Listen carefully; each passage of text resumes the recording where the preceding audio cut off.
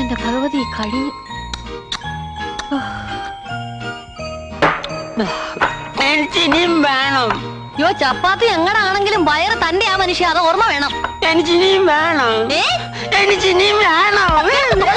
കൊണ്ടുവരാം. ഇയാളെ പൊടിപ്പിച്ചേ അടങ്ങും.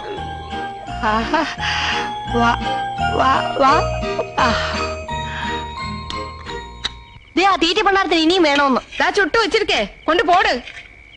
അതിനെ പറഞ്ഞു വിട്ടില്ലെങ്കിൽ ഈ മാസത്തെ നമ്മുടെ അടുക്കള ബഡ്ജറ്റ് കമ്മിയാവും, പറഞ്ഞേക്കാം. ചപ്പാത്തി അവിടെ ഇരിക്കട്ടെ, ഞാൻ ഒന്നുകൂടി ചോദിച്ചിട്ട് വരാം. ചിലപ്പോ എന്തെങ്കിലും ഡീറ്റെയിൽസ് കിട്ടിയാലോ?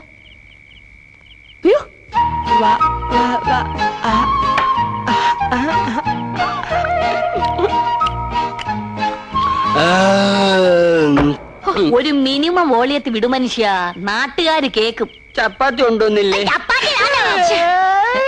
ഇക്രു, ഇക്രു, ഞാൻ ചോദിക്കുന്നതിന് സമാധാനം പറഞ്ഞ ഇക്രുവിന് ഞാൻ എത്ര ചപ്പാത്തി വേണേലും തരാം. തരുവോ?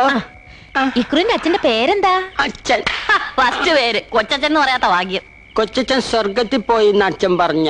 തട്ടി പോയില്ലെങ്കിലേ അത്ഭുതമുള്ളേ, ഇതല്ലേ സാധനം. ഞാൻ ചോദിച്ചോണ്ടിരിക്കും. അയ്യേ, ചീത്ത കുട്ടിയാവല്ലേ ഇങ്ങനെ. ഇക്രു, ഇക്രുവിന്റെ അമ്മയുടെ പേരെന്താ? മമ്മി. ഇക്രുവിന്റെ വീട് എവിടെയാ? അങ്ങ് ദൂരെയാ. ദൂരെന്ന് വെച്ചാ? സന്ദീപിന്റെ വീടിന്റെ അപ്പുറത്ത്. സന്ദീപിന്റെ വീട് എവിടെയാ? ലവലിയുടെ വീടിന്റെ ഇപ്പുറത്ത്. അവിടെ പശുമ്പ ഉണ്ടല്ലോ, കുത്തുന്ന പശുമ്പ. ആന്റി കണ്ടിട്ടുണ്ടോ? ആന്റി കണ്ടിട്ടുണ്ട്. ഇങ്ങോട്ടും കെട്ടിയെടുത്ത് എന്തിനാണെന്ന് ആദ്യം പറ. ഈ ആന്റിയെ പോലെ തന്നെ ലവലി, ഭയങ്കര കൊരങ്ങി. തന്റെ എന്റെ കട്ടർ എടുത്തിട്ട് തന്നില്ല. അതൊക്കെ പോട്ടെ, ഇക്രു എന്തിനാ ഇങ്ങോട്ട് വന്നേ? നഴ്സറി വരുന്ന എന്തിനാ? പഠിക്കാൻ. അയ്യേ, ടീച്ചർ ആന്റിക്ക് ഒന്നും അറിഞ്ഞൂടാ. നഴ്സറി ആണെന്ന് കരുതി മുതുക്കൻ ഇവിടങ്ങ് പഠിച്ചു കഴിയാന്നായിരിക്കും.